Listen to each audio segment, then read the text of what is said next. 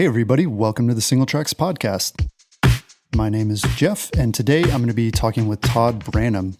Todd lives, works, and plays in the Pisgah National Forest, North Carolina, as a professional trail builder. He also directs the Pisgah Stage Race, which is a 5-day fully supported mountain bike race that showcases 140 miles of the best single track in the forest. Thanks for joining us, Todd. Thanks for having me, Jeff. It's great to be here. Well, I want to start by asking you, what makes Pisgah National Forest so special, in your opinion? Well, Pisgah is definitely a unique place, and just dissecting where I live in Transylvania County here alone, it's home of the first forestry school in America, which is pretty cool. That's pretty much the way the Forest Service is managed and run in America today, was formed right here in western North Carolina. We have more waterfalls than any other county in the United States, 200 miles of streams and over 1,000 miles of trails, again, just in our county section of the Pisgah National Forest. So playing here is pretty spectacular. Yeah, that's awesome. How long have you lived in the area? I've been here 21 years now. Okay, cool. And what drew you to the forest? Was it the forest itself, or did you just kind of land there by accident? It was. I grew up in South Carolina, which is only a 2-hour drive up to the mountains. And of course, mountain biking, this is where I came and I played and fell in love with it immediately and tried to figure out, well, how can I place myself there? Yeah, that's really cool. So, like you said, the forest is massive and there are just so many trails to choose from. And Pisgah, it has a reputation now, national, probably even international, in terms of the mountain biking that's there. So since you've been around for a long time, and I imagine you've ridden pretty much everywhere, what, in your opinion, are sort of the must rides in the forest? Well, there are so many choices. My favorites, and you have to kind of separate it because Pisgah is very raw and hard, and there's certainly different levels of Pisgah. But I'd say, for most, I'd say the Avery Creek Trail is definitely a must. Butter Gap has gotten really good. Sycamore Cove, right at the entrance of the forest. Those are some just great, good trails. And then if you're an expert, of course, Bennett Gap and Pilot Rock are certainly on the list of downhills that you need to try when you come to Pisgah. Yeah. Well, I noticed you didn't mention Black Mountain. Is that one of them that's up there too and just didn't make the cut, or do you got some beef against Black Mountain? Well, Black Mountain's a long trail, and again, there's sections of it. I have some beef with the top part. I really don't like it's eroded. A lot of people think, no, that's technical. And I'm like, man, that's erosion. There's right. A fine line between erosion and technical, but unfortunately that's erosion. The bottom, jam up. Mm-hmm. The one that comes into the very bottom near the ranger station, jam up. The stuff that goes over the top of Clawhammer Road that links into Club Gap, awesome. The top part, to me, honestly, the reward used to be the downhill for hiking up, and the cliffs were cool and all. The reward just doesn't, it's not there for me anymore for all that hiking. Yeah, that's interesting. The downhill, I seem to be hiking too. Right. It's interesting you say that. I have sort of the same opinion about erosion versus technical. And, a lot of people, they equate like roots or, gullies or things with being technical. But yeah, sometimes it's just annoying to me or just it's ugly. Well, they look very similar. And if you're around it enough, you'll know that's technical and that's technical too, but it's technical due to erosion. Right. And the technical that's built to stay stays. The erosion changes every time you approach that area. That's how you can tell the difference. Yeah. But I guess that's what some people like about it. They like the challenge of not really knowing what's going to be there and what it's going to look like the next time that they ride it. And then someday they come and it's not there anymore. Right. And this is how the Grand Canyon was formed. Yeah, that's great. Yeah, and we're going to get into more of the trail building stuff because I'm really interested to learn more about that from you as well. But what are some of kind of the like off the radar trails in Pisgah National Forest that most mountain bike visitors are never going to see? This is really easy to overlook because currently they are inventoried on the map as Forest Service roads. Oh, okay. So you would not be intrigued to actually use some of these that I'll give you real quick to ride. So in the popular fish hatchery area, just above the popular Cove Creek Trail and Daniel Ridge Trail, there's a Forest Service road called 225.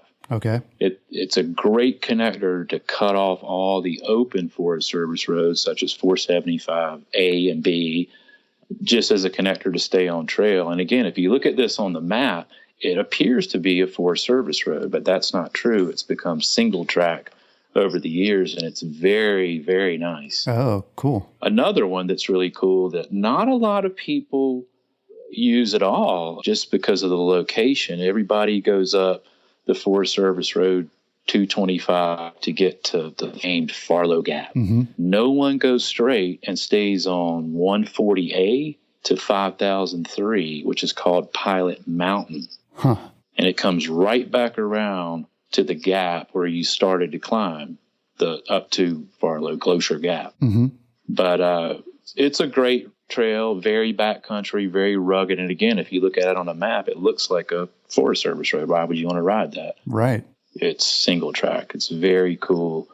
Some of our events have looked at putting people on these routes just to kind of show you, hey, there is other stuff out there that's really good. And as everybody explores the more popular trails, it's nice to have events push in a different way. Yeah, that's cool. I know I've stared at the maps of the forest a bunch of times, and I've seen a number of trails. I mean, for one, there's a number of like seasonal trails that are only open to bikes certain parts of the year, and I imagine those aren't super well traveled. And then there are others that seem to just kind of like dead end, and they're like at the edges of the forest. Are any of those worth checking out, or are they just so far out there that nobody really bothers with them? If you like to explore, I mean, there's always cool wildlife because there's not a lot of people get in there. There's cool trees, streams, and stuff that you'll see, but out and backs aren't my favorite, but I've explored them all. There is some cool ones. There's one that if you go up Forest Service 477,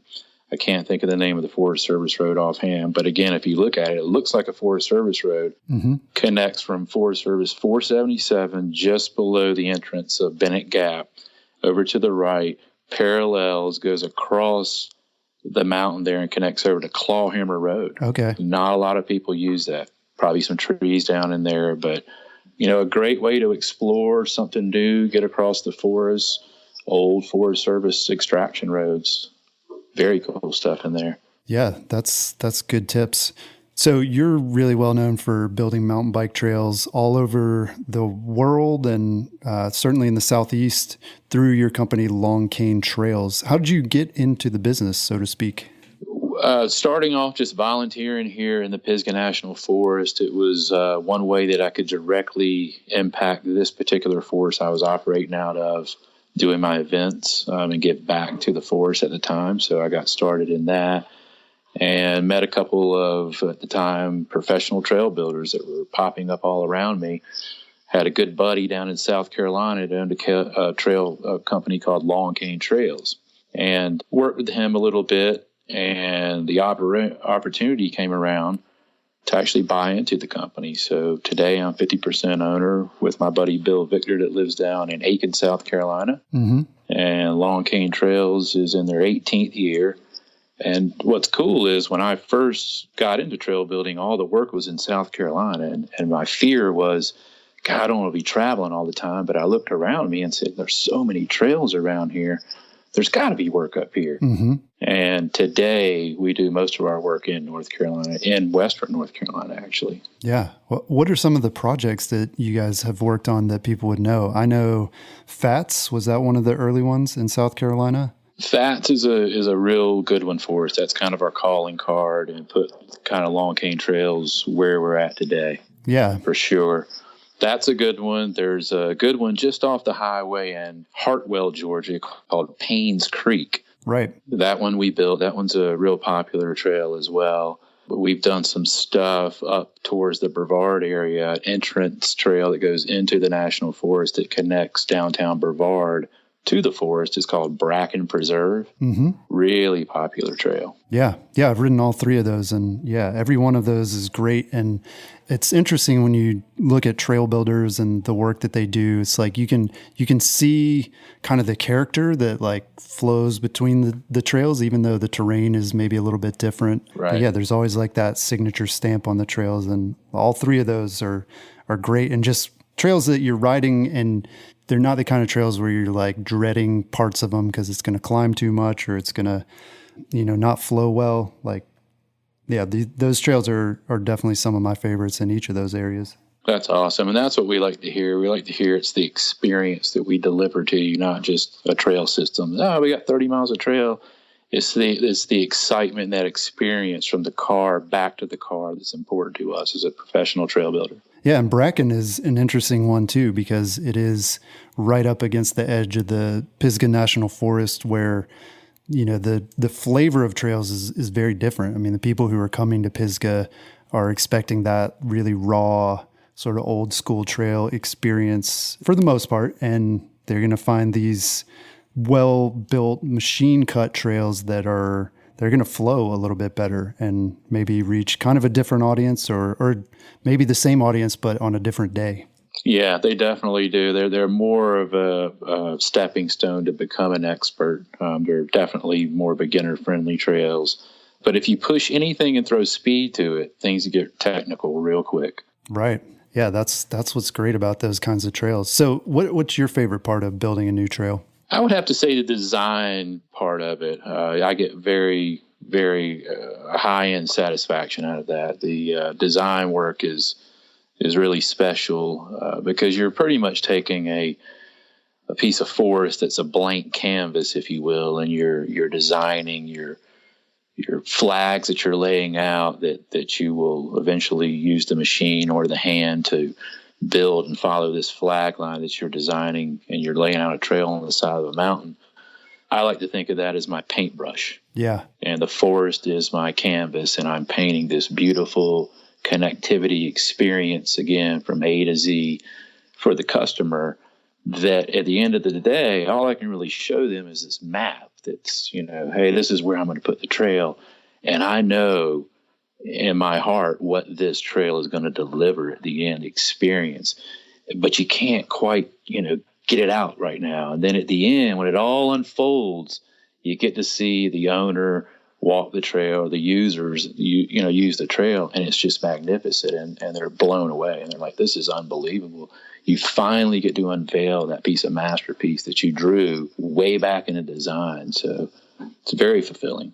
Yeah. Well, and how does that start? I mean, do you start with like a map of the area and you kind of trace it out, or do you not even do that? Would you walk the land first and kind of get a sense for where the trail needs to go? Yeah, so the first step I do is I walk the land to do a couple of things, familiarize myself with the boundaries of the land. We don't want to build trail outside of a boundary. Mm-hmm. And then I also want to familiarize myself with any cool features that I want to link the trail to on the property, such as waterfalls, streams, cool trees, big trees, unique trees, rock outcroppings, just anything, vistas that's a real, point of interest that I might and possibly could sustainably link this trail to. Mm-hmm. Once I wrap my head around that, that's when I start flagging it. Okay. How long would that take then to sort of familiarize yourself? I imagine, especially if it's a multi-mile trail system, that's a lot of tromping through the woods, isn't it? It is, but the land dictates where the trail goes. You can't manipulate that if you want to make a sustainable trail. So it flows, it's got to flow to it. And as long as you're going and you're bouncing off the boundaries of the property, you can run it as long as you can. And you have to rise or you have to, drop, whatever the case needs to be to get to where you want to go.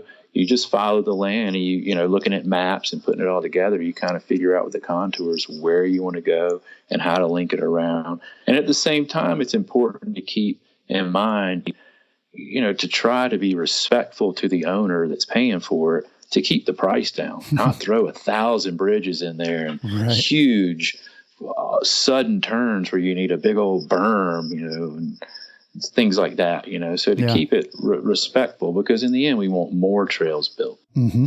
Well, it seems like to build great trails that people enjoy riding, you need to be a rider yourself. So what types of trails do you like to ride personally? I like to ride really, two totally different types of trails. I love the flow trails that we build with the machines. I really love the Pisgah raw, I call it half track that we have here. I mean, it's not even single track. So I like to have it all. I consider myself an expert rider, and riding on trails that are machine cut 4 foot wide. Again, I hit the gas, man, and it becomes technical real fast, and it's fun. And I grew up riding BMX, so I kind of like that pumpy, flowy feel. Mm-hmm. I like the dependability that when you build a sustainable trail, you can kind of rely on when it rains on a Tuesday, it'll be dry by Thursday. Yeah. Kind of thing. There's a dependability to it. It's going to stay dry. People are going to stay off.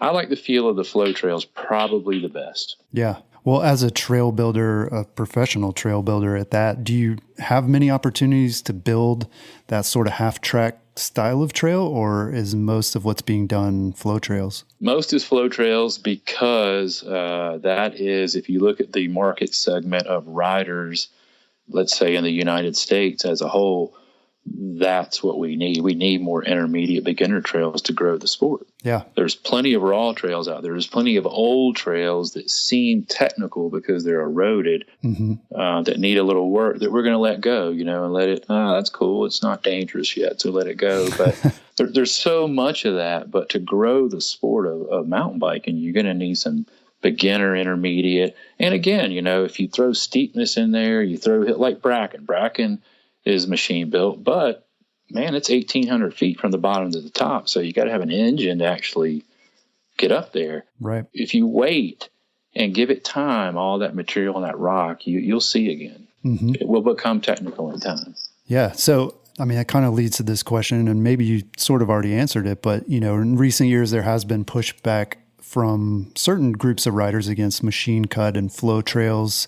Particularly, I guess you would hear this from the experienced riders. What do you say to those folks? I mean, is it enough to say, well, this is about growing the sport, or is there other stuff going on? No, I mean, I think they're not tuned enough to understand the full picture. I think that, as a trail builder, I would love to build the rawest, chunkiest trail out there, half track for you guys, but let's just pull back and financially talk about what that would take. All right. I mean, that is the highest cost trail because you'd build it by hand, and it would be technical. But again, pulling back in the inventory of the Forest Service and state parks, there's a check in that box all day long where I live. Mm-hmm. Where there's no checks and balances is in the fact that we have intermediate trails or beginner trails. Right. So that's where they're going to throw their money at. They're also going to throw it at patching up some of the trails we have now. But, this is an interesting concept because, again, I'm an expert rider. I hang around people that like that raw stuff. I like that half-track raw stuff. Mm-hmm. So how do I keep building all this machine-built stuff and live with myself, right? The thing is, it's an educational process. And what you have to understand, first and foremost, is that good things come in time. And nothing that any of us got that we really appreciate, we got easy or came quick. And that's the same for trails. Mm-hmm. It takes time for these trails to mature. We're not moving material off the hill. We're just covering it up per the payee's want. That's what they desire. So, as you've always heard, the customer's always right. Well, again, I go back. I would love to be building raw, gnarly single track, but that's not what's in our order to build. We have to do what the customer wants. And as a whole, they want something that's maintainable, safe. And something that, a lot of people can use. Yeah, and I think they understand the fact that, that if you want something technical, there's a lot of options out there, but just go faster. Speed, 120 miles an hour down a straight highway in your car is very technical. Very, very technical. So speed with anything makes things exciting. And, I think that with a proper laid out trail with the flow, we're taking in consideration sight lines where you don't run into one another, somebody coming the other way. So you can open it up. Mm-hmm. You should be able to open it up. But, I go back to that analogy. I mean, I think that people want things today and they want it now, and they don't understand the processes of trail. We're not getting rid of the material. We're just covering it up. Yeah. In time, it'll come back. I live in an area that's pretty easy to answer this question. I ask when I get approached with this question, and people know Pisgah, it's an easy conversation for me, Jeff. I ask them one question: what's your favorite trail in Pisgah? And they immediately will more than likely go Farlow Gap. And I look at them with a smile and I go, well, close your eyes. Can you imagine that beautiful, rocky, chunky trail with all those drops today? Can you imagine that at one point, historically, there was a narrow gauge railroad on that trail? And they look at me and I go, that's right. And then it just got ripped up and nature took the trail back over, and look at what we have today. Yeah. And that shows you, if you're patient and you give nature a chance to recover, all that material comes back out and shows its face again, and you end up with that. Yeah. And what's interesting is there's a case study right here in Brevard, and we've already talked about it. It's called Bracken Mountain. Jeff, when we built that trail, it was smooth as a baby's butt. I could throw a piece of bologna on that ground and put it on a piece of bread, and there wouldn't be any dirt on the bologna. It was so clean. It was amazing. And, half of my friends were like, oh, great, machine-built flow track. Wow. Well, let's fast forward to today, a mere 5 years later. Mm-hmm. Man, there's roots, rocks, chunky, coming up underneath the ground.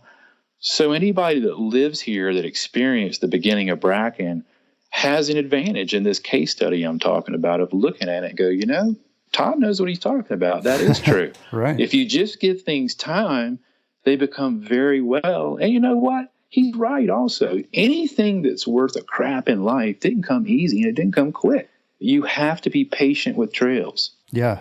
And that's, to your point too, about some of those trails you were saying that people overlook in Pisgah. A lot of them they're still marked as roads. I mean, they started out as roads and now they're single track. That's a lot of fun to ride. And it makes me think too of one of the trail systems we have here in Georgia, Bull Mountain. And about halfway up this big single track climb, there's this old, like, rusted out truck, and everybody loves to stop there and look at it and be like, wow, how did this truck get up here? And it's like, well, because this used to be a road. I mean, it was a road, and now it's single track. Yeah, it's hard to imagine, because you have to stand back and look at the trail and look at the prism in which the trail is on, and you'll see the old road cut. Mm-hmm. And go, oh, I see it. The trail is actually 2 feet wide, but it's on a flat surface of now about 4 or 5 feet. Yeah. And you can see that really well in Colorado, old mining roads, where you just, like Breckenridge is a great example. You've got a bunch of trails that go all over the place. They're old mining roads. It's single track, but because there's no trees there, like the East Coast, you can see this is an old road that now is single track. Yeah. Because you can clearly see the road. Right. Yeah, that's fascinating. So as you were saying, nothing worth doing comes easily, or, good things take time. So what's sort of the biggest challenge when it comes to building mountain bike trails? It's similar to the last question. I think educating the public on what we're doing, why we're doing what we're doing, and how we're going to fix the problems that are currently there that they don't see. And you're not really involved necessarily in the planning stage, in the stage of someone identifies a piece of property and says, all right, how are we going to get approvals? How are we going to get funding? To me, that part takes the longest time. And personally, it seems to be the most frustrating part. No, we're hands deep in that. We do a lot of private projects, and we've been doing this for a long time, so we know the process very well, all the way down to getting grants, mm-hmm. down to how much land it would take for you to get a conservation easement tax break on how many miles of trail it would take on your land. We're well covered in all that, and in fact, right now we're working with several clients from the ground up, private landowners that have no idea of the process. How do we do this? What do we need? What kind of permits do we need? How do you figure out my boundaries? The whole 9 yards. And we come in and we start from scratch and give you an entire master plan. Yeah. That's another thing that's interesting to me, the rise of these private mountain bike trails. I mean, are these like individuals who have a lot of family land and they just want to build some trails for their own use, or are these also more like public use situations? It's a little mix of both. I'd say it more leans into, believe it or not, just private use. Just my buddies are coming up this weekend, and I've got 15 miles of mountain bike trails on my land that we can just go play in, and that comes along with a $5.5 million home on the hill. But yeah, it's pretty popular. And then I think even in our world, talking of trails, I mean, even something on a 2-acre lot that links you to a yoga pad up on a platform that you want, we do that. Yeah. A trail that's in, 4 acres that just goes around the border of your yard. We do that. We do a lot of work in Western North Carolina at camps. There's a ton of camps around here. So trails and camps go hand in hand, and, they see the value of putting trails, which keeps activities for the camp on the campus. Yeah. So does Long Cane do much work? I know obviously you build a lot of new trails. Is there a lot of work in maintaining or repairing existing trails? There is, because, you've got to rework some of the stuff that's just been kind of done wrong. I think that most of it that we do, though, I'd say about 90% of it is building new trails. So just a little bit of it is refurbishing old trails. I think that what you've seen, Jeff, is in the past couple of years, IMBA has formed SORBA, and SORBA's gotten chapters everywhere. They've got a strong relationship with the Forest Service. Now you're seeing volunteers run machinery, the same machinery we use. Mm-hmm. They're not as good as we are at it. They can't get it in the places that we can get them. They can't maybe even build new trail, but guess what they can do? They can maintain old trails with it. Right. And that is very valuable to the Forest Service or state parks, seeing how 100% of the maintenance is done by volunteerism. When you see what you can do with a machine versus a hand tool, it's a no-brainer. Yeah. And so if you get trained, and let me tell you, there's a lot of training that goes along. There's a lot of signing papers, certifications to be able to run a machine as a volunteer in the National Forest. But it's popping up left and right, and it's cool to see because that takes care of most of the issues of maintaining the old trails. Yeah, I mean, it just seems like with the explosion in the number of new trails being built, that at some point there's going to be a lot more maintenance work. And maybe it's not, in the first few years, but maybe 10 years down the road, we're going to be seeing a lot more of that needing to be done. Yeah, you will. And I think that's part of the reason why, you'll see in Pisgah here, you won't see many new trails pop up. And people always go, well, why don't we go here? Why don't we go there? How about a new trail? Mm-hmm. We as volunteers can't maintain the amount of trails that we have in inventory in the Pisgah National Forest. Yeah. So they won't spend any money on new trails until we can show we have a forest to keep up with what we currently have. Yeah, that makes a lot of sense. So what would you say is sort of the most useful hand tool for building or finishing trail? Like if somebody's an aspiring trail builder, what's the first tool they could have? I think the McLeod is the best all-around tool. It comes from a firefighting background, fire tool.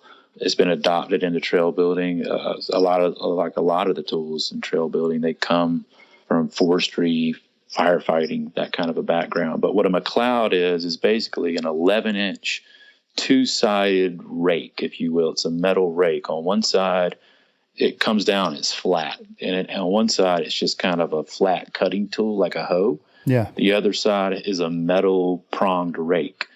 And believe it or not, nowadays you can get it at most Home Depots for under $55. Oh, wow. Yeah, Home Depot, I was like, wow, they have McLeods now. Yeah, I had looked for them there for years, and actually I just got one for Christmas. Leah got me one, and I think she had ordered it online, but yeah, I got my McLeod now. Yeah, forestry suppliers is typically where we go for all the, that's where we had to go way back in the day that had our trail building tools. Mm-hmm. But now it's become so popularized. I mean, that particular tool, it works good for almost anything. It works great around the house. So I mean, yeah, it's a great tool, but that you can build, you could go out and build yourself some hand-built single track in your yard with that. You can finish trail. We use them all the time. You can cut roots. They're a unique, cool little tool. Yeah. Yeah. And you can rake with them, like you said, and you can tamp too, I guess, if you have kind of loose soil.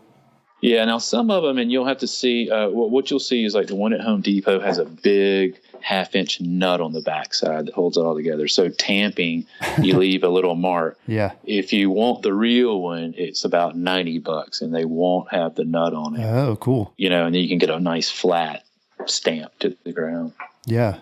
Cool. So I want to switch gears a little bit and talk about racing and the events that you put on in the Pisgah area each year. So the Pisgah stage race is one that I think a lot of people know, and it's in the 11th year now. So describe sort of the vibe at that event, like what it's all about. It's become very international and family oriented. It's very cool to see the transformation of it. Last year we had 14 countries and the vibe was alive. I mean, it was like, wow, because we're limited it to 200 people. So with 200 people and 6 dinners, 5 days of racing, you're kind of forced to get to know new people. Yeah. And it's really cool at the end, the amount of people that you'll end up being friends with. And for me as a race director, I get to know almost all 200, which is very unique. I don't have any other race like that. So it becomes like a family event. And I think that's the unique piece of the stage race. It's really, you get to know each other very well through the week, unlike any other 1-day event or 2-day event that I've been to. You just, again, you're forced to sit at dinner with people that you don't know. And, and it's interesting. You'll hear them speaking a different language and they'll look at you and they'll go, "Hey man, what's going on?" You're like, "Oh, cool. You do speak English," because I don't speak French. Right. So it's cool. It's a cool experience, It's and it makes you feel good about yourself. It's kind of a red carpet event for you as well. It's all the bells and whistles. So you're like, man, I feel good that I can actually participate in something like this. Yeah. Well, I mean, how many people show up to actually race it versus they've heard about Pisgah and, this is a fun way to experience all of that? I think 15% of the people can actually race it. Yeah. And then there's another 15% that got themselves in a little over their head and they're just really surviving, but they can pull it out. And then the others, I think the key to stage racing is discipline, and you've got to, pack up your machismo and put it away and say, "Hey man, I can only race at 75%, 80% of my total effort, or I'm not going to finish this. I'm going to blow my fuse." Yeah. And if you can learn to pack that into yourself, it's totally doable. Mm-hmm. You just can't see your buddy that usually rides behind you take away in front of you and go, "I'm going to go get him." you can't do that. You can't look at your heart rate and go, "I could do more." You got to just pipe down and go a little easier. And it's amazing if you just slow down, your body gets that reaping benefit of, "I want more, I want." Mm-hmm.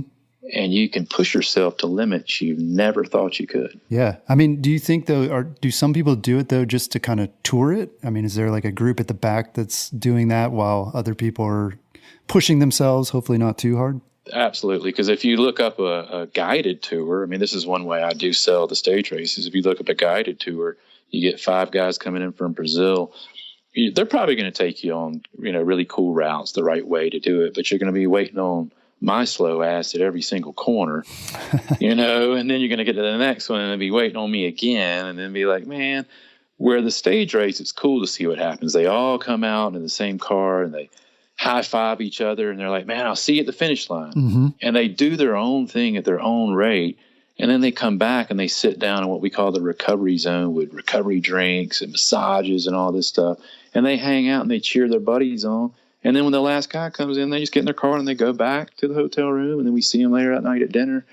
It's a cool way to hang out and experience the best trails in Pisgah the best way. Yeah. Like their best direction. Yeah, that's great. That's a really great way to put it. So I imagine putting on a big event like Pisgah Stage Race is a lot of work, and probably not a lot of reward, at least financially, I'm guessing. So why do you do it? Why do you put on races like this and choose to let other people have all the fun? Well, that's a good question, and I think that it is a financial beast, but the payoff comes in a different form, and it comes in a community building form.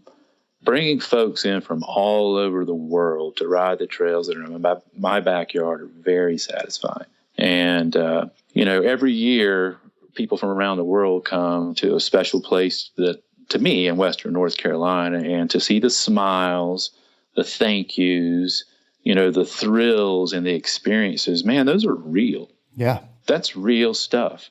And seeing this among the faces of the riders and the people, even the visitors, because I said it was become a family thing. Even the families that aren't racing, Jeff, that come in, they're like, this place is magical. I mean, this is a great community. This is awesome. Mm-hmm. That right there is priceless. It's absolutely priceless to me. And, it goes back to our analogy that we talked about earlier, ironically. Nothing exciting in life and worth a darn comes easily. You got to be patient. The payoff will come, but financially. But right now, man, it's just so fulfilling to see what we've done and the education of what's so special about Western North Carolina and the way that we've, named our routes, the Land of the Waterfalls, Carl Schenck Loop, the White Squirrel Loop. It intrigues people. Like, well, what is the white squirrel? Oh, it's our town mascot. You haven't seen a white squirrel? Go by the college. And by the end of the week, they'll be like, man, I saw a white squirrel, and wow, that was really cool. And then they get to see the most viewed waterfall in the world, or in the United States, Looking Glass Falls. They drive right by it, going to one of the stages. They get to actually participate where the first forestry school in America started. It's kind of cool to deliver all that to people and then walk away and go, wow, this is really cool. And I'll tell you what's neat about the stage race. And as a whole, what we're talking about here is, we're waiting for the big bang. Man, it's coming. And what I saw the last 2 years is evidence of it. In the last 2 years, I've asked every international racer that's come to the Pisgah stage race, all right, welcome to North Carolina. Where did you come before the United States? And you know what's funny? They've all looked at me and they went, what are you talking about? And I went, well, come on, man. Where'd you go? To Arizona, Colorado, California? You had to come somewhere in the United States before you chose old Western North Carolina. And they go, nah, dude. And it's so funny, Jeff, because they don't know how to say Pisgah. There's a million different ways to say it. And they'll go, the Pisgah. We hear about this Pisgah. And I'm like, well, cool, dude. So internationally, Western North Carolina for mountain biking is on the map. Yeah, that's great. It's on the map, man. I mean, it is. They hear about it. They see pictures. I think all the videos that we've done and everybody else has done. I mean, again, we're in our 11th year. And if you're doing videos for 5 days, there's a lot of videos out there. I think people are getting the flavor of Pisgah going, that looks cool. Yeah, well, I mean, and that's awesome to be able to share it with people from all over the world and really let them know what Western North Carolina has to offer. What does these events do for the local community? I imagine you use a lot of volunteers and, their local businesses and everything. Like, what does it mean to the local mountain bike community and the larger community there? Well, a lot of the people I use nowadays are actual employees. So, volunteerism. I mean, to operate at the level I want to, it's hard at volunteer level, to be honest with you. So we do use some volunteers, but most of it, I have my own staff that comes in just for the races. They have other jobs, of course, throughout the year. Most of the races are the weekend, but for the stage race, they've chose to take that week off and come out and work that week. So that's nice that they do that. But for the community, I think coming in, that's an interesting story in itself there, because I've worked with the Transylvania County where I live here in Brevard, North Carolina, and we've identified something called a shoulder season. And that would be October or March. And it used to be changed a bit now. So what's interesting is stage race started in October and now it's in April. April was called the shoulder season. Yeah. So what that meant here was there was not a lot of activity, not a lot of hotels being, booked during those months. Mm-hmm. Yeah. So we put a couple of events into that time, one of them being the Pisgah Stage Race. Well, what's cool about the Pisgah Stage Race is we have about 285 hotel rooms here, and with people coming in for the stage race, 200 people, and then family, you're pretty much filling up a lot of the town. Yeah. A lot of the rooms in the town. But Jeff, it's for 6 nights. Yeah. That's the driver of the whole thing. So they're super happy, and people love to go around town and buy White Squirrel memorabilia and Looking Glass Falls memorabilia, and it's just a cool town. And the way we set the race up, it's not you start at when the light comes up and you come out when the light goes down, and the next day, it's soldier style. You just go, go, go. Yeah. The races are very hard, but they're only 3 to 4 hours. So you've got some time to trance around and check out downtown Brevard and Pisgah Forest and spend some money and, let the people that actually live here go, oh, these people are cool, They're out downtown bopping around. Yeah. And it's great too that there are local mountain bike advocates and volunteers that are, helping to maintain those trails and to make sure that those trails stay open. Because again, of course, locals get the benefit of having great trails, but they're also kind of doing it for these out of town visitors. And yeah, that seems really cool that's all able to sort of work together. Your race promotion company, Blue Ridge Adventures, puts on a number of bike events throughout the year, including ORAM, which a lot of people have probably heard of as well. What's the key to putting on such successful events? Listening to your customer. Things change and customers' wants change. And, we've talked a little bit about, I feel like I'm riding at an expert level. I've been doing it a long time. And some of the people I hang out with, what they desire a race to be, financially doesn't make sense. Mm-hmm. It's great to have an event where, who's the last man and woman standing. Financially, it makes zero sense. So it's interesting. Again, I enjoy doing stage races myself. I enjoy doing 100-milers, 60-mile. I enjoy riding long rides, brutal stuff. Mm-hmm. But after doing this for 21 years, I've also learned to put my ego aside and listen to the customer and go, at one time, maybe the first 10 or 15 years of Blue Ridge Adventures, I really enjoyed putting people into the dirt. Mm-hmm. Hence ORAM and Swank are my oldest races. Those are hard. Yeah. Man. Those are definitely hard races, no doubt. But if you look at where Blue Ridge Adventures has trended, I've kind of changed my attitude a little bit, and I get great satisfaction in providing a little bit easier races for the beginner and the intermediate crowds, simply because I feel like I'm doing a cool thing in growing our sport. Yeah. I'm providing a platform for them to become like an expert rider like me and all my friends. Yeah. Well, over the years, what sort of trends have you seen in racing? I mean, I guess the big ones, the obvious ones to most people would be like, 24-hour racing used to be big, no longer is. And we're seeing more enduro style events. What other trends are you seeing, or what do you see maybe in the future for racing? Stage races is huge, man. Stage races, I think, first it'd be a tie. I think stage races and gravel grinders. And I know that sounds weird. Most people would say, oh, gravel grinders. But I got my finger on stage racing for 2 reasons. 1, I put one on. 2, I like to race around the world and do stage races. So I know all the stage races around the world. And that's where I'm coming from. When I first put the Pisgah stage race on, there were probably, 45 stage races in the world. Today, 11 years later, there are over 150 stage races in the world. Wow. A lot of them are in Europe. A lot of them are in Africa. We only have 3 in the United States. However, when you look at the trend of what's going on, USA Cycling was out at the Breck Epic this year. USA Cycling is looking to adopt the stage race form. Breck Epic this year is a UCI race. Oh, wow. It is becoming more and more mainstream. And because I think people are realizing there's 2 types of stage races. There's the ones that go all day long, that just kill you, that's what people think because they see the Tour de France and they're like, there's no way I could do that. Then there's the ones that are in America and like what we're doing at the Pisgah stage race. we're going to let you get your feet wet for 5 days, 7 days, whatever it may be, but we're not going to kill you. They're all in destination places, and we want you to, enjoy these places. So I think that's what the stage racing in America, that's the approach. Yeah. Is more of a family vacation, if you will.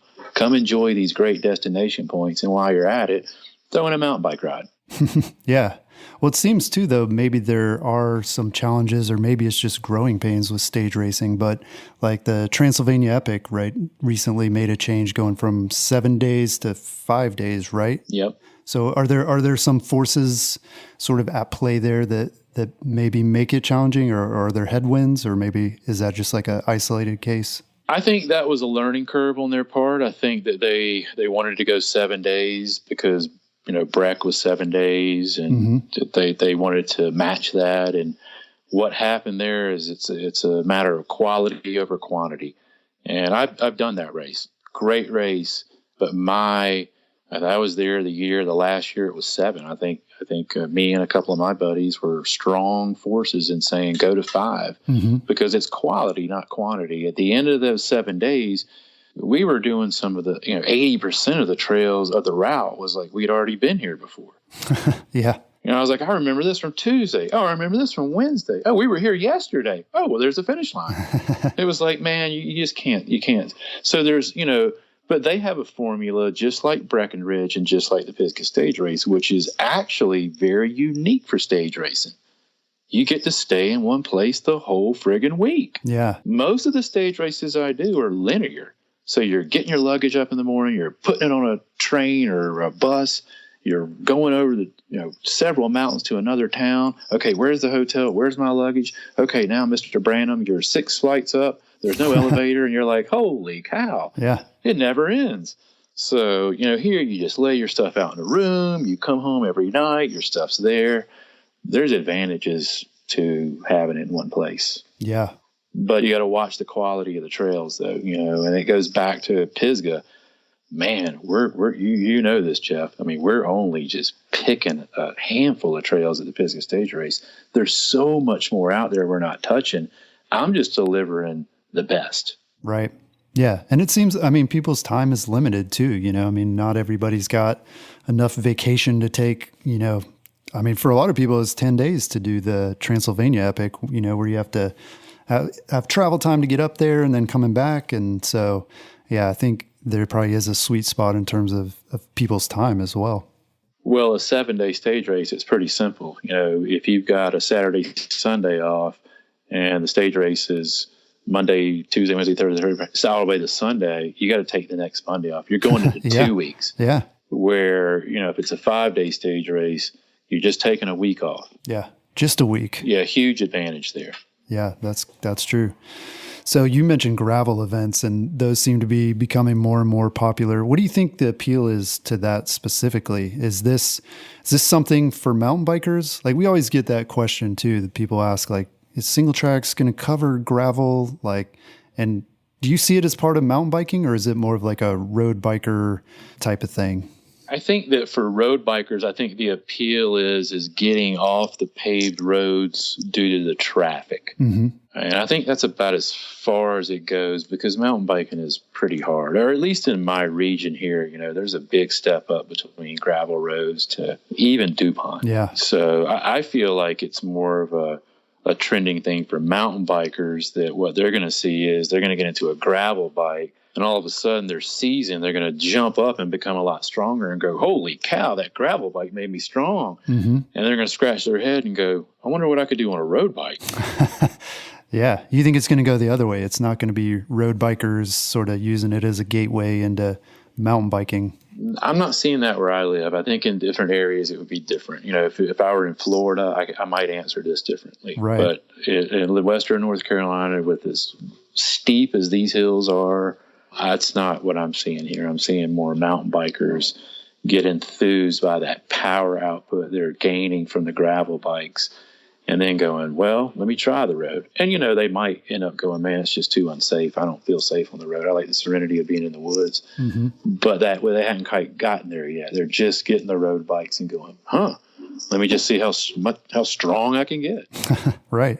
Yeah. Because there's no doubt the road bike will make you strong, and you can gain some miles pretty quick and recover a lot quicker if you're training. Mm-hmm. Yeah, absolutely. Well, Todd, thanks so much for joining us. Really appreciate all your knowledge, and I've certainly learned a lot about trail building and stage racing. So thank you. Yeah, thanks for what you're doing, Jeff. This is great, man. Well, you can get more information about Long Cane Trails at longcanetrails.com, and also check out the event calendar at blueridgeadventures.net to find out how you can sign up for the Pisgah Stage Race or some of the other awesome races that Todd's group puts on in the Pisgah National Forest.